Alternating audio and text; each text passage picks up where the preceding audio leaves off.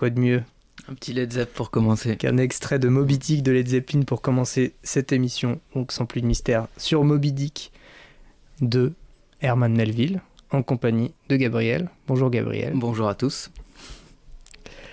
Alors, est-ce que tu peux nous résumer un peu l'œuvre avant de commencer, histoire qu'on sache un peu dans quoi on met les pieds? Bah alors, Moby Dick, donc c'est l'histoire d'un capitaine à cab qui est un peu fou parce que il décide de poursuivre une baleine à travers toutes les mers du monde, à travers tous les océans, et il a pour objectif de la tuer, de l'exterminer, parce que cette baleine, donc du nom de Moby Dick, lui a arraché la jambe lors d'un combat précédent. Et l'histoire est racontée par Ismaël, donc, qui est le narrateur et qui est juste un simple matelot qui assiste à tout ça et qui n'est que le témoin de tout ça. Donc l'histoire, c'est l'histoire d'une longue traque tout au long du roman jusqu'au combat final. À quel âge et comment tu as découvert ce bouquin? Je l'ai découvert assez récemment, même très récemment. En fait, je l'avais offert le livre. Tout est parti d'une image, parce que j'avais offert le livre il y a, je sais pas, ça devait être 4-5 ans à mon frère. Et d'ailleurs, je crois pas qu'il l'ait lu, donc du coup, comme il le lisait pas, je l'ai pris et puis je me suis mis à le lire. Et pourquoi je l'ai offert? Parce que c'est vrai que quand j'étais petit, j'avais entendu parler de ce roman, plutôt à travers des films, je pense que sans avoir vu, parce qu'il y a une version de John Huston des années 50. Avec Orson Welles. Voilà, c'est quelque chose qui était dans mon imaginaire, ou à travers des albums pour enfants. Enfin, j'avais entendu parler de l'histoire. Et quand j'étais tombé dessus, parce que je voulais lui offrir un livre, quand j'étais tombé dessus par hasard, c'est vraiment, j'ai dit que c'était parti d'une image. J'avais vu la couverture et le nom Moby Dick, et je me dis ah ouais, ça c'est vraiment un grand classique. Le truc est énorme, je sais pas ce qu'il y a dedans. Je sais juste que c'est une histoire de chasse, mais qu'est-ce qu'il peut y avoir dans toutes ces pages, quoi. Enfin, et du coup, c'est assez récent. Donc, il y a quelques années, et je l'ai lu. En fait, je l'ai fini très récemment, parce que je l'ai lu une première fois, je l'ai pas fini. Donc ça, j'expliquerai pourquoi. Je l'ai pas fini, ça devait être il y a 2 ans, et puis à un moment donné, je me dis quand même, tu l'as pas fini, quoi. Donc, il va falloir peut-être. Donc, j'ai tout recommencé, et là, je l'ai fini. Ouais. Bah, du coup, est-ce que tu peux nous dire pourquoi tu l'avais pas fini la première fois? Ouais, c'est à la fois pour des raisons, enfin c'est ni négatif ni positif, mais c'est un peu pour les deux. C'est-à-dire, parce qu'en même temps, les raisons qui ont fait que j'ai pas fini ce roman, c'est aussi tout à son honneur. Donc c'est un roman qui a la particularité d'être vraiment multiple, c'est-à-dire que c'est pas juste du narratif. Sinon, je pense qu'il aurait pu être écrit en une centaine de pages. Mais c'est un roman qui est aussi quelque chose d'encyclopédique, de documentaire. Comme il y a énormément de réflexions sur ce qui est en train de se passer, sur l'action qui se déroule, à travers l'encyclopédique, à travers un ton philosophique aussi, et ben l'action est constamment arrêtée. Enfin, elle est constamment... et du coup, ça joue sur le suspense. Parce que... le fait que il y a le fil rouge est très simple, hein, c'est la traque de la baleine, mais comme il y a un côté documentaire, il y a plein de moments où Melville, à travers le personnage d'Ismaël, parce qu'on suit un équipage qui vit en mer, il va nous, un peu comme les vieux documentaires INA qu'on aime bien regarder sur les anciens métiers, les anciennes professions, etc. Bon, là, le contexte, évidemment, ça n'a rien à voir, mais il y a un côté un peu comme ça, c'est-à-dire comment des baleiniers, ils vont pêcher, ils vont ramener la baleine sur le bateau, comment ils vont la préparer pour qu'elle soit vendue pour recueillir l'huile de baleine et vendre tout ça. Enfin bref, il y a tout un processus. Et donc, il a quelque chose de lent quand même, ce roman. Il a quelque chose d'érudit, d'une grande érudition. Alors que ça peut être de l'érudition genre technique, mais ça peut être aussi, ça on reviendra dessus, une érudition littéraire, une érudition culturelle, parce que pour parler de cette chasse à la baleine, il va faire plein de références littéraires à travers lesquelles il va essayer de comprendre ce qui est en train de se passer pendant cette traque.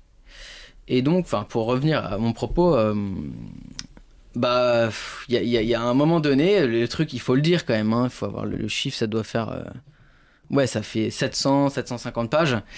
Il y a un moment donné, quand on a pas mal de choses à lire, etc., et puis qu'on se farcit au bout de la moitié du livre, trois chapitres un peu ennuyeux, et bah j'ai lâché prise, et donc c'est que je me suis dit qu'il fallait y revenir. Et donc, je pense que c'est le genre de roman où il faut privilégier une lecture en diagonale. Alors pas au début, parce qu'au début on découvre, donc on peut pas se permettre de sélectionner ce qu'on veut lire et ce qu'on veut négliger. Mais je pense que c'est un roman très copieux, très généreux, et donc bah, petit à petit, à ma seconde lecture, je me suis dit ok, c'est bon, j'ai compris le principe des chapitres encyclopédiques, d'ailleurs qui ne se résument pas au ton encyclopédique, j'espère qu'on pourra en reparler. C'est pas juste ennuyeux, c'est aussi très intéressant, mais disons que c'est beaucoup, et c'est pour ça que j'ai mis du temps à le lire. Et est-ce que après l'avoir lu, du coup, tu l'offrirais toujours à ton frère? Ouais, bonne question. Je sais pas, parce que c'est vrai, ouais, il faudrait que je lui en parle. Et est-ce que t'as des souvenirs de lecture marquants, des endroits précis, des lieux? De ce qui se passe dans le roman? Non, de toi le lisant. Bah, c'est un roman que ouais, je l'ai beaucoup lu dans les transports. Donc c'est pas un cadre au pied d'une montagne ou dans une forêt ou dans un jardin ensoleillé. Non, c'était très dans les transports, mais dans ma tête, je faisais quand même pas mal abstraction des transports, quoi. Il t'a transporté. Il m'a transporté, je crois qu'on peut dire ça. Plus que le train. Quand on pense à Moby Dick comme ça, justement, de ce que tu disais, le côté très imaginaire collectif, on imagine un grand récit d'aventure. Et justement, il déjoue pas mal cette attente-là. Selon toi, comment on passe au-delà du récit d'aventure auquel on s'attendrait? J'en sais rien, ça pourrait être justement un peu comme un film d'aventure auquel on a été habitué, ou des trucs en plus de bateaux. Enfin, on a tout un imaginaire autour du bateau, de l'action, de trucs qui se passent très rapides, avec peut-être moins de réflexion sur ce que c'est que ce que peut être le bien ou le mal, qui est une des intrigues qui est tissée par Melville dans le bouquin. Comment on s'adapte justement à cette lecture-là? Du coup, là, ce que tu dis, ça me donne envie d'évoquer le fait que c'est bien plus qu'un roman d'aventure. Comme je disais tout à l'heure, c'est un roman qui est constamment en train de réfléchir sur ce qu'il est en train de raconter. Et d'ailleurs, de ce point de vue-là, quand on a fait des études de lecture, enfin de littérature, on a un peu le réflexe, parfois en lisant, de se dire « Ah, si je faisais un commentaire composé là-dessus ». Et de ce point de vue-là, il y a des moments où on se dit « Mais en fait, il est en train de le faire, le commentaire composé Melville ». Enfin, il est en train d'avoir cette réflexion sur ce qu'il est en train de raconter. Et c'est pour ça que c'est un roman hyper intelligent et qui laisse sa place à l'action, laisse sa place au suspense. D'ailleurs, l'extrait que j'ai choisi pour moi, repose beaucoup sur le suspense, sur le dramatique, etc. Mais c'est un roman... alors pourquoi est-ce que je dis que c'est un roman intelligent? T'as dit que ça parlait du bien et du mal, etc. Parce que il est constamment en train de réfléchir à ce que ça peut représenter, cette quête furieuse de Moby Dick, cette volonté d'Ahab de détruire Moby Dick. Est-ce que c'est juste un vieux marin qui a eu un accident, et puis comme ça fait des dizaines d'années qu'il poursuit des baleines, qui a une obsession, mais est-ce que tout ceci reste dans le cadre d'une forme de réalisme, ou du rationnel, ou du monde ordinaire, ou est-ce qu'il n'y a pas quelque chose de surnaturel, de métaphysique dans cette traque? Et déjà, ce qui est intéressant, c'est qu'il tranche pas tout à fait. Oui, bien sûr, c'est le métaphysique est débordant, et il a tout un langage, toute une rhétorique avec des références à la Bible, des références culturelles à foison, des références littéraires, etc. Mais il garde toujours la possibilité, et c'est ça qui est vraiment intelligent, il envisage toujours le fait que tout ceci soit peut-être juste le délire d'un homme totalement fou qui a voulu traquer cette baleine. Donc je pense à un passage particulièrement, ou quelque chose qui revient souvent, c'est quand il traque Moby Dick. Il faut savoir que c'est Akab, le fou furieux, mais il va entraîner tout son équipage. Et le tour de force ici, et c'est là qu'il y a quelque chose de démoniaque, de satanique chez Akab, c'est qu'il va réussir à fédérer autour de sa cause, pas complètement, parce qu'il y a des réticences, il y en a qui sont pas très consentants, mais il va quand même globalement réussir à faire en sorte que tout son équipage brûle de la même flamme vengeresse que lui. Melville, il essaye de justifier ça en montrant que les marins, c'est aussi parce que à cette époque où il n'y a pas internet, les réseaux, etc., les nouvelles à propos de ce qui se passe en mer et qui sont rapportées sur la côte aux États-Unis, ces nouvelles, elles sont rares, et donc Moby Dick, c'est un ensemble de rumeurs.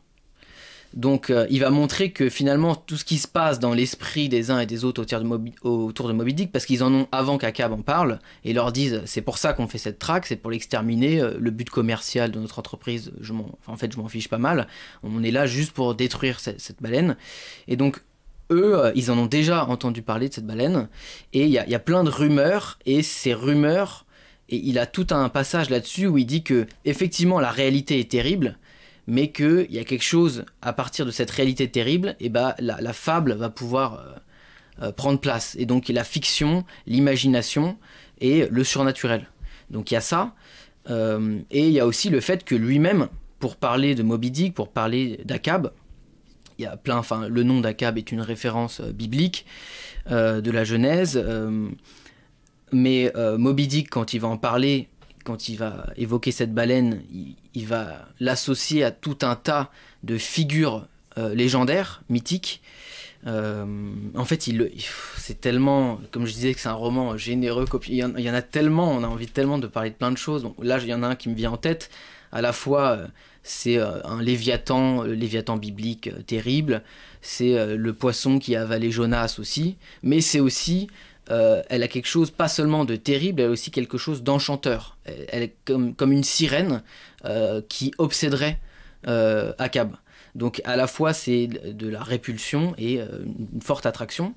Donc je suis parti là, je veux juste retomber sur mes pieds, qui était de dire cette traque, à la fois on est dans l'aventure dans un cadre ordinaire, mais lui, Ismaël, mais Melville est en train de montrer qu'il y a tout un tas d'échos littéraires qui permettent d'envisager, de lire cette traque comme quelque chose de surnaturel, comme un combat métaphysique entre le bien et le mal.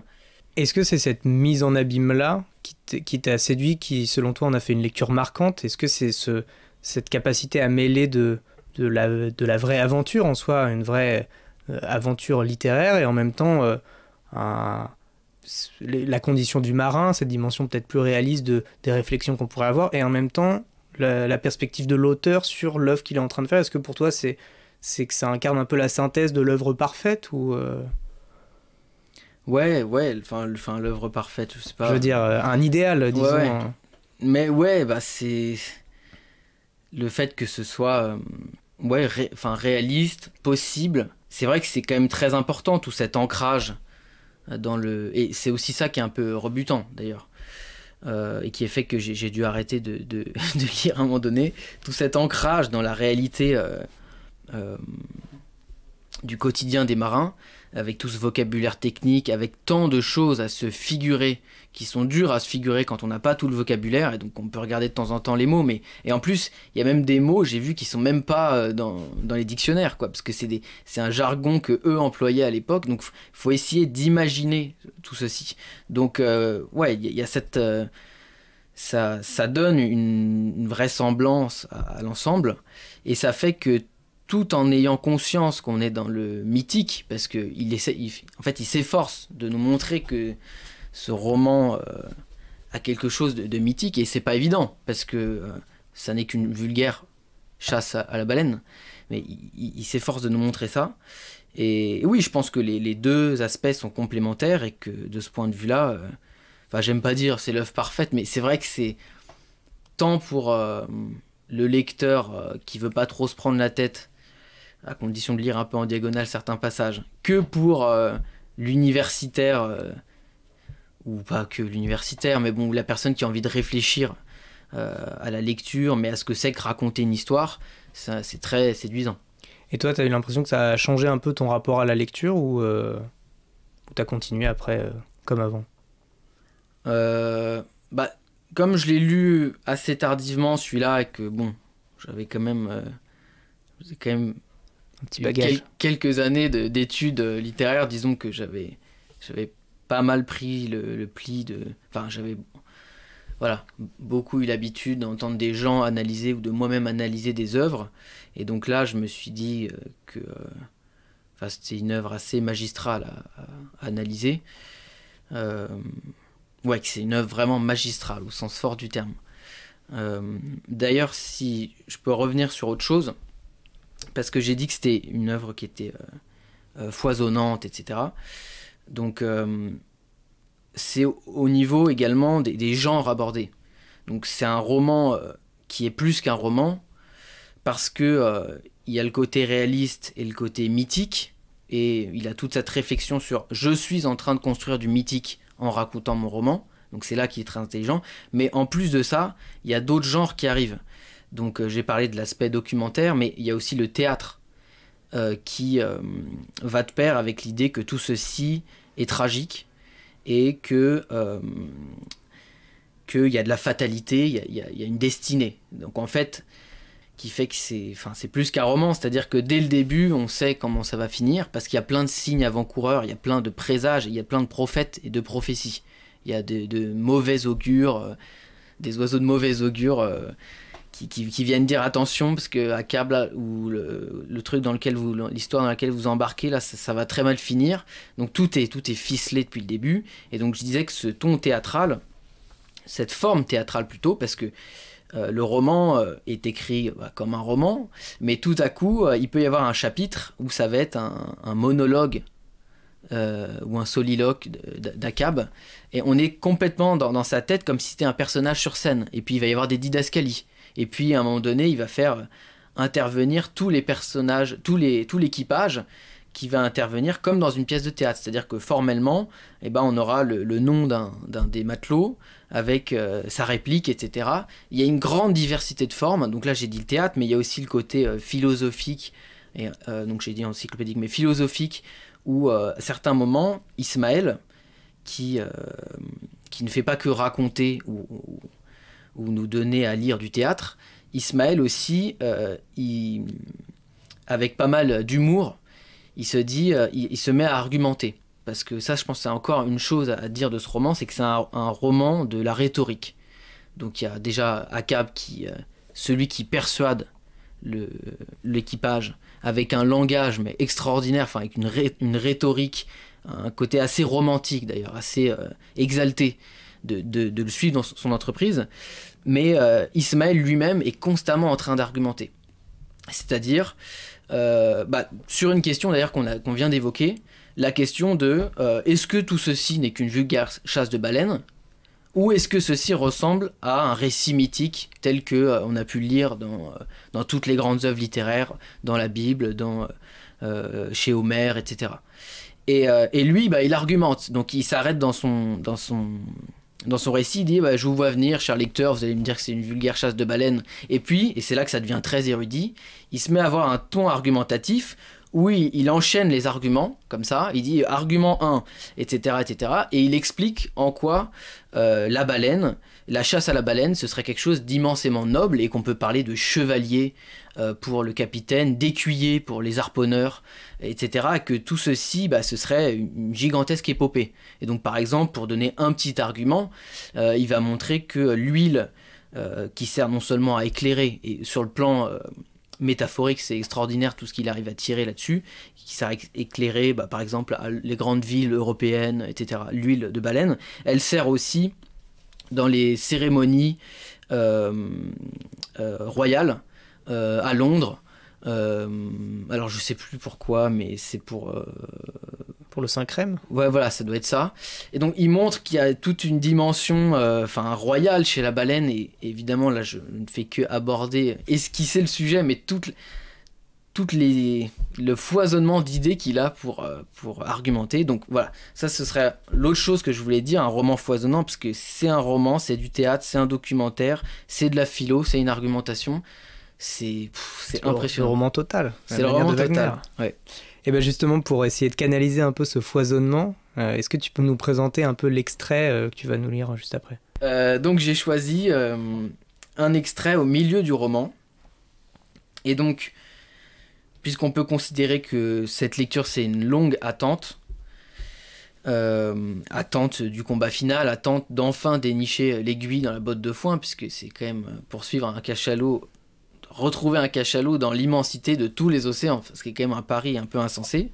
Et d'ailleurs, il arrive à montrer que ce pari est peut tout à fait être relevé en étudiant bien les courants marins et tout.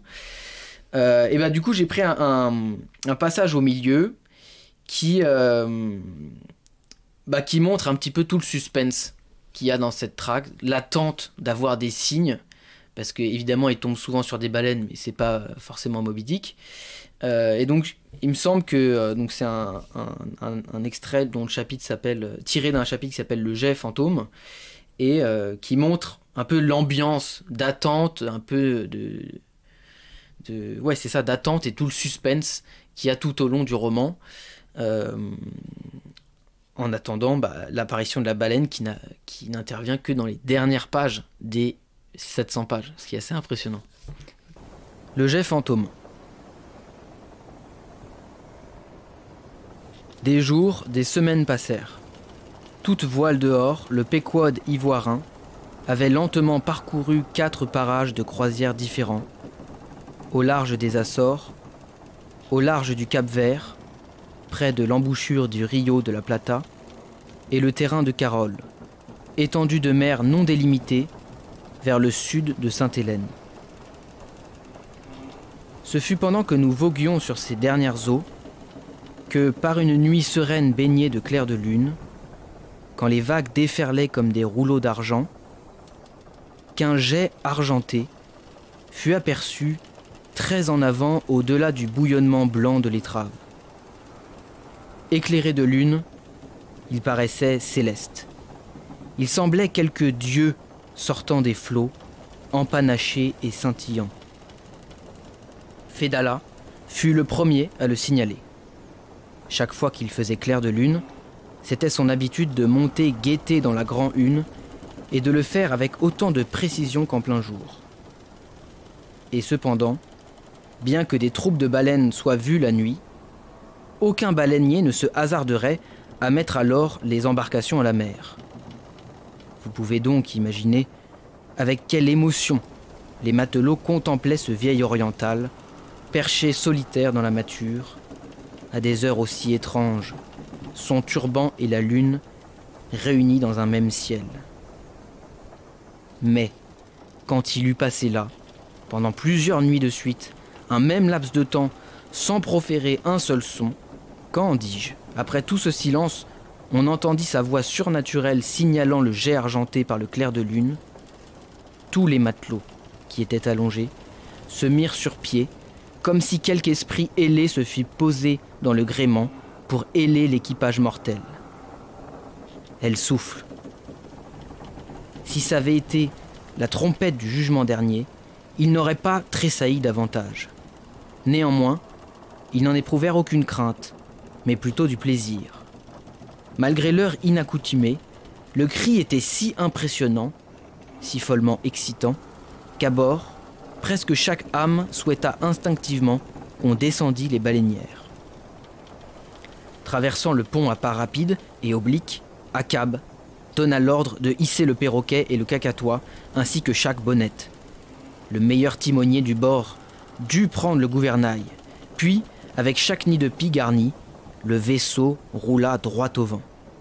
Le vent de poupe gonflant le creux de toutes ses voiles, le bateau continua sa marche en avant, comme si deux influences antagonistes luttaient en lui. Une tendance vers le ciel, l'autre s'élançant vers quelque but horizontal. Et si on regardait le visage d'Akab, il semblait qu'en lui aussi, deux influences combattaient.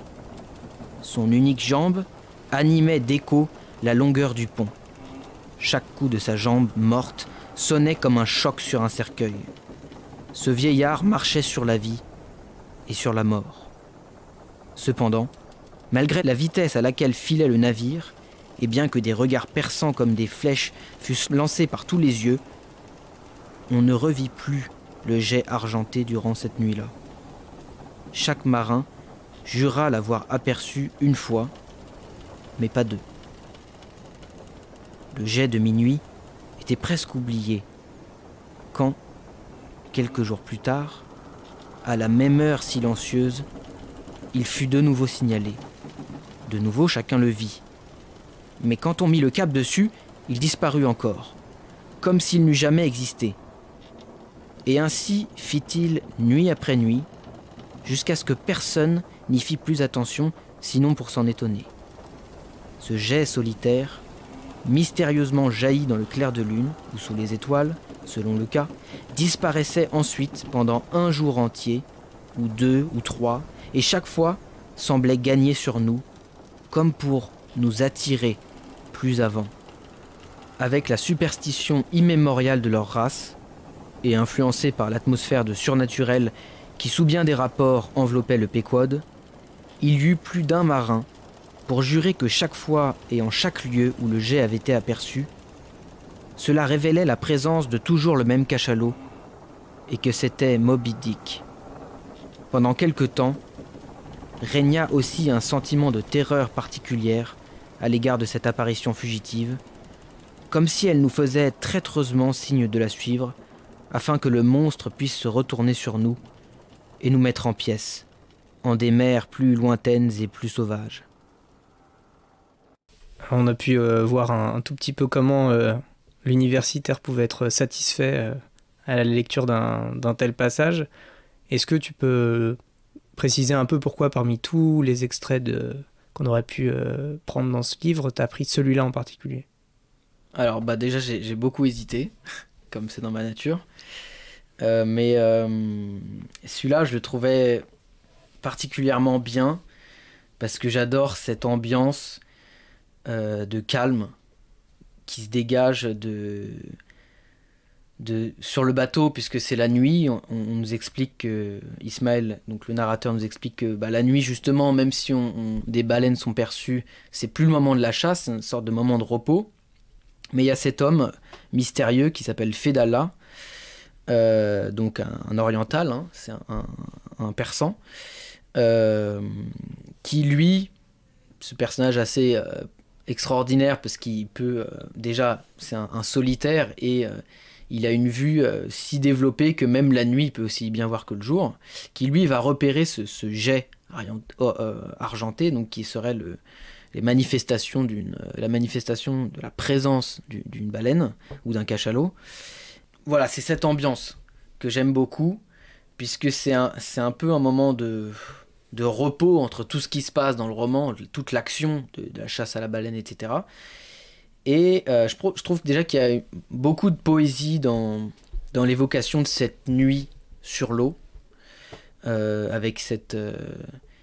déjà l'idée que les images, hein, donc déjà ce jet argenté, mais aussi cette idée que ce serait comme un dieu sortant des flots, tout un mystère et toute une poésie dans ce qui n'est qu'un signe, parce qu'ils sont en train d'attendre, ils essayent de trouver cette baleine et ils tombent juste sur un signe, quelque chose de mystérieux.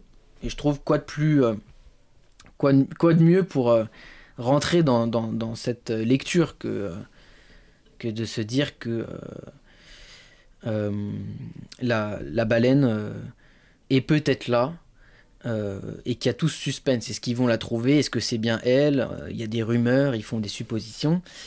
Et voilà, donc c'était vraiment du point de vue du suspense, moi, et de la poésie du passage, du silence aussi. On a l'impression d'entendre l'immensité du silence de la mer, et tout ceci, je sais pas, je trouvais que ça donnait un bon avant-goût. C'est un chapitre qui est en plus assez à l'image de l'œuvre, du coup, parce qu'on a effectivement cette donnée métaphysique qu'on devine assez bien et qui est encore plus décelable dans la nuit, quand on ne voit rien et donc qu'on peut tout voir. Il y a l'idée du bien et du mal avec ce jeu génial sur les deux jambes. Il y a la jambe vivante, la jambe morte. La baleine, elle est là et elle n'est pas là en même temps. Et il y a aussi ce moment de calme qui peut donner toute la part de réflexivité du roman. Et l'équipage se trouve à l'image de l'auteur, quoi, en train de réfléchir. Est-ce que ça se passe vraiment? Est-ce qu'on est face à du silence? Ou est-ce qu'on est face à du métaphysique? Voilà, il y a la phrase de Pascal, le silence éternel des espaces infinis m'effraie. Ben là, on se retrouve avec ça. Il y a seul un jet qui vient un peu perturber cette chose-là et l'agitation sur le pont, quoi. Donc c'est vrai que dans ce chapitre-là, il y a un peu tout ce que tu disais de ce qui est génial dans Moby Dick. Je voudrais juste redire parce que j'étais sur le côté le suspense. Aussi, ce que j'aimais bien, c'est en fait, j'adore la dernière phrase. Enfin, la fin de l'avant-dernière et la dernière phrase, où il y a toute une phrase très longue, une période très longue, qui commence par avec la superstition immémoriale de leur race, etc. Où il parle des marins, et puis qui finit par ça l'a révélé la présence de toujours le même cachalot et que c'était Moby Dick. Donc, sachant que là, on est à peu près à la moitié du roman, on a entendu parler de Moby Dick parce que ce qui est aussi assez génial, c'est qu'il arrive à en parler sans tarir le mystère, c'est-à-dire qu'il arrive à parler de Moby Dick et à la faire intervenir dans le roman sans la faire vraiment intervenir. C'est-à-dire qu'il croise des bateaux et ces bateaux ont croisé ou ont entendu parler de Moby Dick et du coup ils vont raconter des histoires, les marins d'autres bateaux, concernant Moby Dick. Et Moby Dick intervient, mais c'est pas vraiment elle dans l'action. Et donc là, il y a enfin... Cela révélait la présence de toujours le même cachalot et que c'était Moby Dick. Je trouve que quand il y a le nom de Moby, enfin du roman, quoi, et ça en jette carrément. Et ensuite, la phrase qui vient juste après, pendant quelque temps, régna aussi un sentiment de terreur particulière à l'égard de cette apparition fugitive, comme si elle nous faisait traîtreusement signe de la suivre, afin que le monstre puisse se retourner sur nous et nous mettre en pièces en des mers plus lointaines et plus sauvages. J'aime beaucoup aussi cette phrase avec la dernière... proposition en des terres plus lointaines et plus sauvages, avec cette idée de défi de la baleine, aussi l'idée que cette baleine elle est très personnifiée, et ici on a traîtreusement, l'adverbe traîtreusement, puisque il y a l'idée que cette baleine aussi, si elle est différente des autres baleines, c'est parce que elle aurait quelque chose du malin chez elle, de sournois, et elle aurait une intention vraiment, enfin évidemment malveillante, et qu'elle s'amuse à jouer. Et d'ailleurs, il va dire à un moment, un peu comme le chat avec la souris, qu'elle a quelque chose de cruel. Et cette idée, je sais pas moi, les mers plus lointaines et plus sauvages, je trouve que c'est une super image. Et avec la phrase qui n'en finit pas de se terminer, il y a aussi ce truc-là de mimétique de ce qui est en train de se passer, de s'éloigner sur les terres lointaines. La phrase elle-même s'éloigne sur les terres lointaines, ouais. Et en même temps, elle amène vers ce terrain mythique qui est celui où on peut personnifier Moby Dick, où on peut espérer qu'elle se retourne un peu comme celui qui a le vertige. Il va s'approcher du bord en ayant peur d'être attiré par le vide, et donc ils vont s'approcher de ce domaine mythique-là, et la phrase avec elle, quoi. Ben, du coup, voilà, c'est un extrait qui laisse énormément de place à l'imagination, qui évoque l'imagination, puisque les marins, dans leur superstition immémoriale, donc il y a aussi toute l'imagination qui joue, celle du lecteur, celle des personnages, et je trouve que... Et puis une imagination qui dans un entre-deux où c'est à la fois attirant, nous attirer toujours plus avant, comme vers un piège, et en même temps, ça va être sauvage, quoi. Ça va être quelque chose de terrifiant. Et Moby Dick, c'est le kraken et la sirène. Ouais. Justement, on parlait du style. Il se trouve que cette édition que tu as a sans doute un défaut pour certains, à savoir qu'elle n'est pas dans la langue originale. Est-ce que tu as été voir un peu la version originale? Est-ce que tu as pu comparer d'autres traductions? Celle-là, elle est en partie de Jean Giono, c'est ça? Exactement. Alors non, je devrais. Enfin, maintenant que je l'ai lu en français, peut-être je me dis... bon, là c'est pas pour tout de suite, hein, parce que... mais je me dis peut-être qu'un jour je le lirai en anglais. J'ai pas mis les yeux sur j'ai pas jeté un œil sur la version anglaise. Après, Je parlais avec un ami il y a pas si longtemps qui me disait qui lui est anglais, enfin qui est irlandais, et qui me disait qu'il l'avait lu en anglais. Euh, et quand je lui ai dit que je l'avais lu en français, il m'a dit que c'était incroyable en anglais. Enfin, ça va assez de soi. Donc il y a... ouais, j'aimerais bien, j'ai pas fait cet effort-là, mais j'aimerais bien le faire un jour pour voir si ça change beaucoup. Ce que je dirais de cette traduction, bon, je peux pas trop la comparer parce que je l'ai pas fait avec d'autres, c'est peut-être le style de Melville, je sais pas, mais il y a souvent quand même des phrases très longues. Il me semble que la traduction n'est pas toujours évidente. Pas uniquement parce qu'elle recèlerait un sens caché, etc., mais parce que la syntaxe peut parfois être... peut avoir une certaine lourdeur où il y a tellement de choses que ça manque peut-être un peu de clarté parfois. Et justement, en tant que prof de français, avec toute la dimension didactique qui existe dans l'œuvre, à savoir que ça ramasse plein de choses qu'on pourrait attendre d'une œuvre et tout, est-ce que tu t'envisagerais d'éventuellement l'étudier ou le fait que ce soit en traduction, ça le rend impossible? Ah non, je pense qu'il n'y a aucun problème pour l'étudier, même si c'est en traduction. Ça pourrait me faire très plaisir d'essayer ça en cours, ouais, carrément. Avec quel niveau? Alors peut-être pas avec les élèves que j'ai actuellement, mais avec des premières générales. Ce sera pas évidemment au programme, mais on peut toujours, comme maintenant il y a des œuvres au programme et puis il y a aussi le parcours à côté, ça pourrait être un texte qui complète.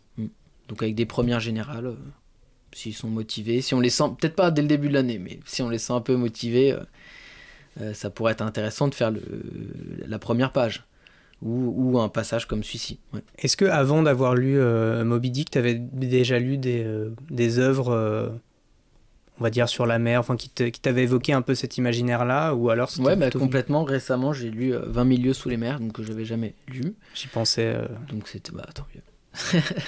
Donc je l'ai lu il y a juste avant Moby Dick.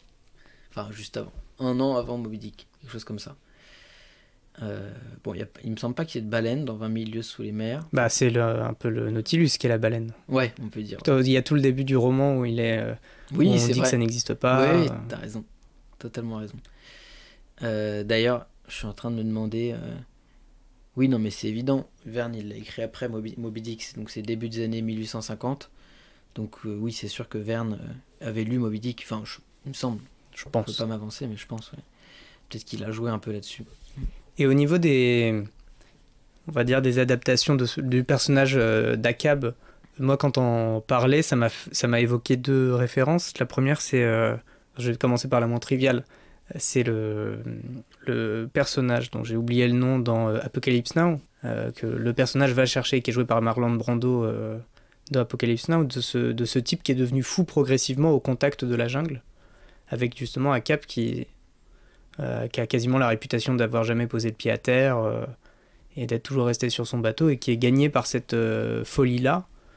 Et la deuxième, mais là c'est un peu plus trivial, c'est le personnage de Van der Linde dans Red Dead Redemption 2, qui est une espèce de chef de clan un peu gourou comme ça, qui convainc par sa rhétorique et qui emmène le clan toujours plus loin dans les exactions, et finalement en leur promettant que non mais cette fois-ci on va avoir un plan, le truc est parfait, ça va marcher et tout, et puis évidemment ça ne marche jamais, mais de plus en plus loin en fait on arrive au tragique. T'as des évocations comme ça de ce type de personnage là, toi? Déjà la référence avec, donc j'ai pas celle de Red Dead Redemption 2, mais j'entends celle avec Conrad, ça me paraît, j'y avais pas trop pensé, mais c'est vrai que ça paraît assez intéressant, sur le thème de la folie et celui de la rhétorique et du côté persuasif, et le thème du mal aussi, de plonger dans les profondeurs au cœur des ténèbres, au cœur du mal. Moi il y a deux, c'est assez il y en a une des deux qui est assez plus culture pop mais ça me faisait penser à 2 choses. Je sais pas, c'était ce matin ou hier quand je réfléchissais un peu qu'est-ce que je pourrais bien raconter pendant cette émission. Je pensais, je sais pas pourquoi, à un moment, dans Le Seigneur des Anneaux, Gandalf qui est face au Balrog, qui se fait emporter par lui dans les ténèbres.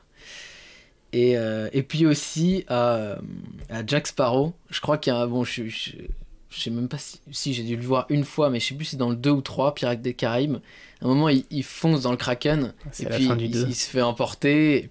Et ben, je me disais que justement, il y a un combat avec un animal, une créature légendaire, monstrueuse, donc pour le cas de Jack Sparrow et pour le cas de, de Gandalf dans Le Seigneur des Anneaux. Et puis on les croit disparus à jamais, on les regrette. Et puis ils reviennent dans une version...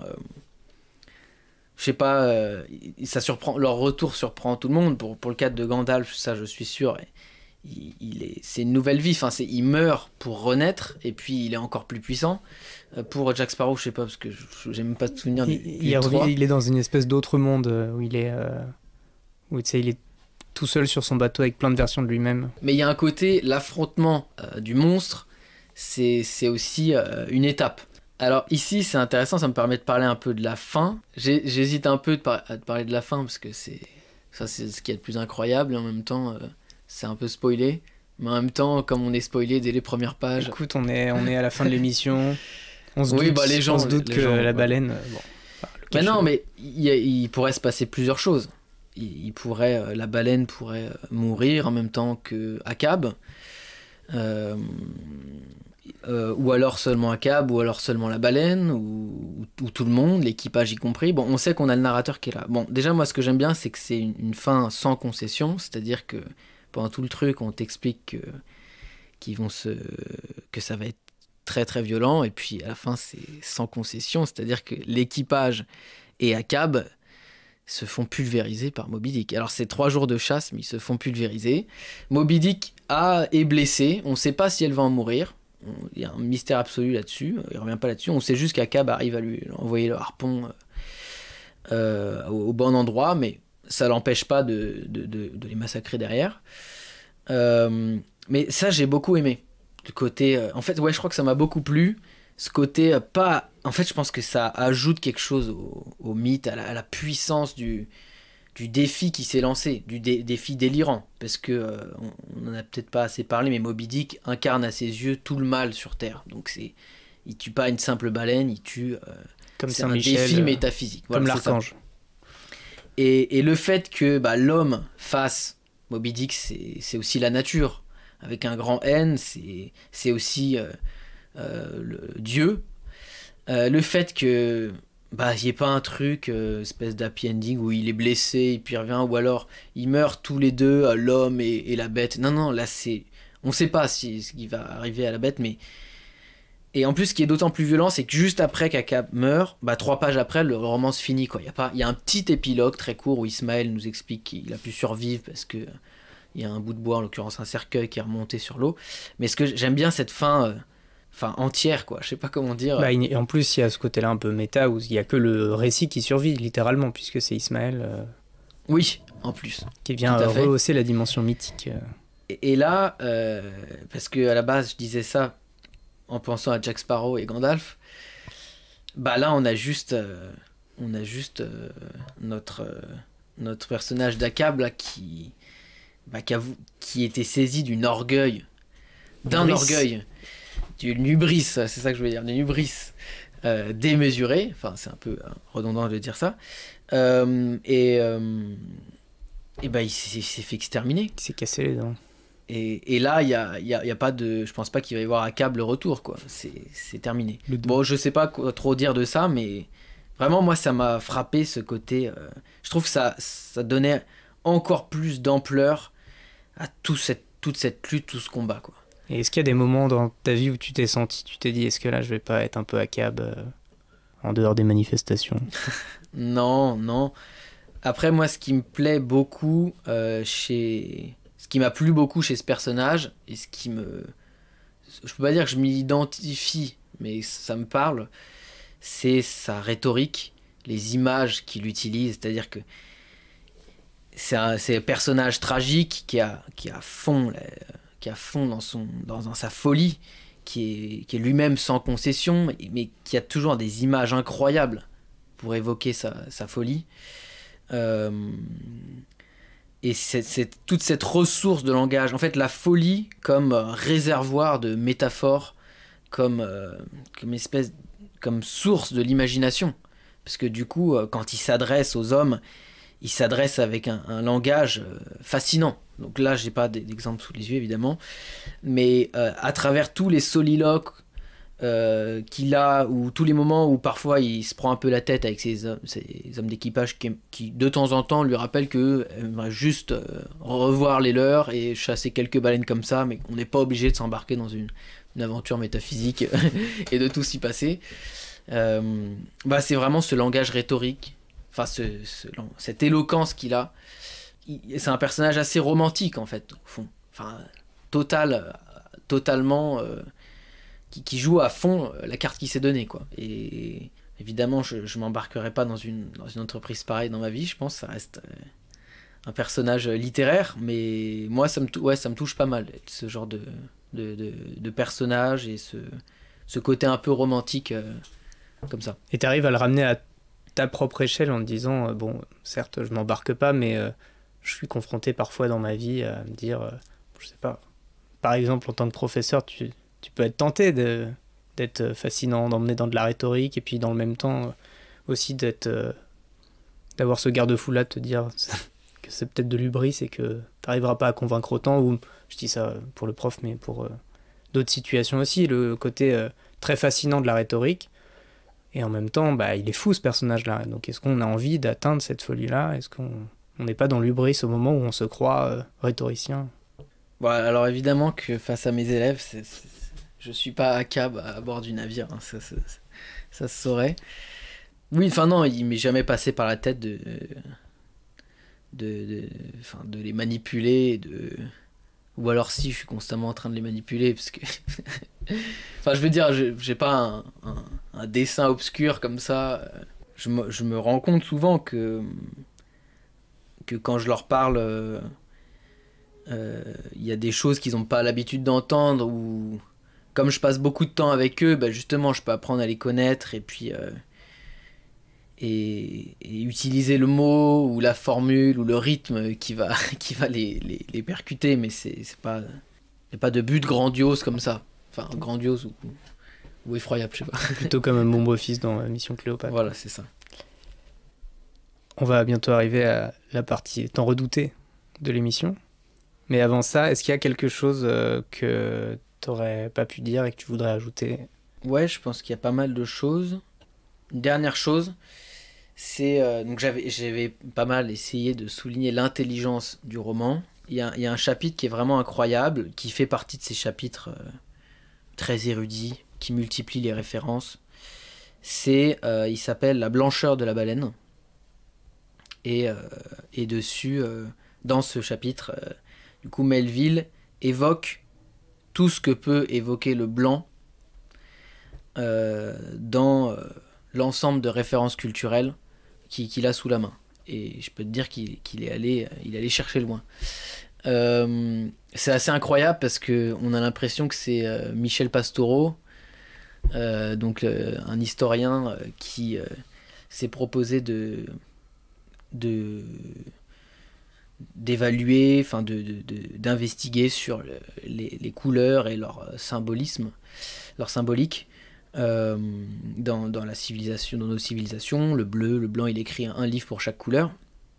Et on a l'impression que c'est là qu'il y a un côté hyper contemporain dans ce roman. Donc il nous explique toute la symbolique du blanc. Le blanc, pureté, innocence, etc. Il a un sacrément gros... Enfin, il a un très gros nombre d'exemples à proposer pour prouver ça, mais aussi le blanc du requin blanc, le blanc de l'ours polaire. Il a des lignes magnifiques sur le fait que ça peut être aussi l'effroi. Et pour finir, parce que j'avais entendu ça, je trouvais ça assez génial, quel tour de force pour cet écrivain qui, dans les années 1850, alors que les États-Unis, dont on connaît l'histoire, alors que les États-Unis s'apprêtent à rentrer dans la guerre de sécession une dizaine d'années plus tard, un peu plus, quel tour de force de sa part de montrer que le blanc, ça peut être la couleur du mal, du mal absolu, quoi. Et donc dans ce chapitre, la couleur blanche de la baleine, bah, voilà, il fait l'inventaire de tout ce que peut signifier le blanc en termes d'émotion, en termes de sens, de signification. Et ça, c'est un des passages assez bluffants, quoi, du roman. On n'aura donc deviné qu'une de tes couleurs choisies pour évoquer ton rapport à l'œuvre sera le blanc. Quelle est la deuxième? Bah, je n'ai pas tellement réfléchi à la deuxième, j'allais dire le bleu, parce que un roman sur la mer, le bleu, quoi. Il y en a plusieurs des bleus. Oui, non, mais c'est vrai, c'est vrai. J'ai pas vraiment réfléchi, mais Ce serait quoi? Ce serait un bleu marine violent de la mer tumultueuse, le bleu turquoise des Caraïbes, le bleu ciel. Je suis en train de réfléchir parce que là je suis j'ai l'extrait sous les yeux avec ce jet argenté. Ouais, ce serait peut-être un bleu. Bah, je vais revenir sur du blanc, quoi. Mais sur cet extrait, le bleu avec le clair de lune qui est là. Donc ces scintillements d'argent sur une mer assez calme. Voilà, je pas tellement. Un bleu nuit, un peu étoilé. Un bleu nuit, voilà. C'est ça. À qui est-ce que tu conseillerais cette lecture? Plutôt à quel âge, du coup? Bah, je pense que ça peut être une lecture d'adolescent, hein. Mais aussi, enfin, à tout le monde, hein. Enfin, Donc c'est la diagonale de la lecture qu'il va falloir adapter selon l'âge, quoi. ouais, c'est vrai, quand même. Peut-être un adolescent, alors soit un adolescent qui lit déjà beaucoup, ça je pense qu'il n'y a aucun problème, ou alors peut-être un adolescent qui voudrait rentrer dedans, mais lui dire... Mais en même temps, c'est facile à dire, mais pas facile à faire. Repérer, ne pas hésiter à passer des passages. Et ça paraît quelque chose de dingue, mais... Puis ça peut être un viatique pour toute lecture aussi, Oui, ne pas ouais. se quitter un peu l'empire de la perfection. Puis se dire, bon, bah, je le relirai peut-être que je m'arrêterai sur ce passage une autre fois, mais c'est vrai que moi, bah, par exemple, je pense à mes élèves, tu vois, j'aimerais par exemple, on avait fait Jules Verne, il y avait beaucoup de descriptions scientifiques, de vocabulaire technique. Bon, là, je fais du coup allusion à Moby Dick et tous ces passages documentaires encyclopédiques. Bah, je leur disais, mais passez rapidement là-dessus sur ce que vous comprenez pas. Bon, en fait, ça s'apprend, ça, de faire ça. Et donc, quand on dit ça à quelqu'un, bah, il dit non, mais d'accord, mais comment je sais que c'est ce passage que je peux passer? Après, je vais être largué pour la suite, etc. Donc, le travail de négliger ce qui peut être négligé ou ce qu'on veut négliger, bah ça c'est un travail, quoi, ça. Donc ouais, peut-être que là en reparlant, alors soit c'est un adolescent qui a déjà beaucoup lu, qui est déjà chevronné, soit c'est vrai que c'est plus une lecture où il faut avoir une certaine maturité et ouais. Et quel serait le mot ou la phrase qui qualifierait ton rapport à l'œuvre? Bah, j'avais dit, je l'ai utilisé déjà, donc je pense que j'en ai pas mal parlé, c'est généreux ou copieux, quoi. Il y en a beaucoup, il y en a vraiment beaucoup, et j'ai beau intervenir pour en parler, j'ai l'impression qu'à la fin, il y a surtout énormément de choses que j'ai pas comprises, ou beaucoup de choses encore sur lesquelles réfléchir. Que c'est un roman qui peut aisément être lu plusieurs fois parce qu'il y a tellement de choses à prendre, et du coup c'est en lien aussi avec le fait de sauter des choses, parce que c'est trop, enfin c'est plus de 700 pages, c'est énorme d'ingurgiter tout ça, d'assimiler tout ça, de digérer tout ça, donc c'est un roman d'une richesse incroyable, donc généreux, ouais. Et quelle est ta lecture du moment? Alors, je viens de terminer un livre qui s'appelle Dans le grand cercle du monde, d'un écrivain canadien qui s'appelle Joseph Boyden. Et l'histoire, ça se passe au XVIIIe siècle, et il y a plusieurs voix. Donc, ça parle d'un jésuite qui se rend dans le Nouveau Monde, et il est immergé dans une tribu qui s'appelle les Haudenosaunee, enfin donc c'est des Amérindiens, Et donc il y a sa voix, celle du chef de la tribu et celle d'une fille dont les parents ont été tués d'une autre tribu et qui a été adoptée par le chef de la tribu. Et ça montre toute la enfin c'est un roman assez violent, mais qui montre toute la confrontation entre les cultures et le fait aussi que progressivement cette civilisation chrétienne est en train de happer le monde amérindien. Donc c'est un super roman dans le grand cercle du monde. Merci beaucoup. Ben, merci à toi.